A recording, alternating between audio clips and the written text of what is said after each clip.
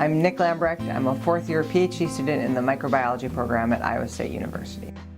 Normal lakes in the summer and winter become thermally stratified, and then in the spring and fall months, the top layers of the water mix with the bottom layers of the water, and oxygen is introduced throughout the water column. Whereas in meromictic lakes, the bottom waters are completely anoxic year-round.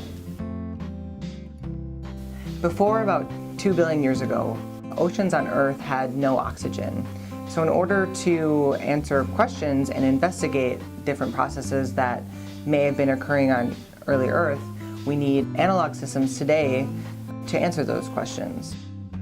I'm Betsy Swanner. I'm an assistant professor in the Department of Geological and Atmospheric Sciences at Iowa State University.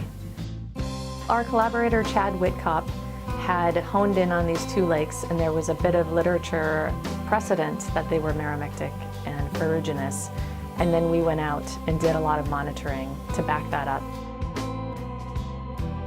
Our data suggests that Canyon has probably always been meromictic, and that probably has to do with the fact that it's really skinny and it only gets a few hours of sunlight because of its roughly north-south orientation.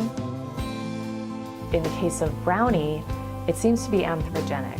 And we know that because there's a linear correlation between sodium and chloride in the water column data, and sodium chloride salt halite is what's used on roads to de-ice in Minnesota.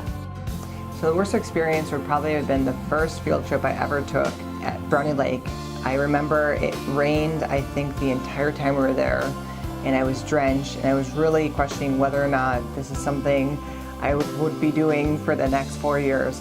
Brownie and Canyon Lake provide a unique opportunity because there are so few Archean ocean analogs on Earth to really study different questions pertaining to either microbiology or how elements may have cycled and various functions of early Earth.